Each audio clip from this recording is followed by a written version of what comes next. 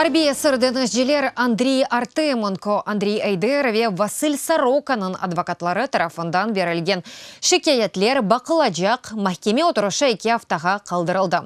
Боқта денежжилерні имае еткен адвокатлар тақымының башы Николай Полозов білдірді. Себеп уч денежден ич бірісі махкеме отырышы қында хабердар дегеледі, да адвокатның сөзлерінден яраланған Василь Сорока түзелеп башлағаны белі олды. Евелі Русия тақиқат органлары Авропа Шурасы парламент ассамблеясының резолюциясыны даваға қошмақ кебі қарар алды. Резолюцияға көре эпысы 24 Украинды нәждесі Арби әсірдір.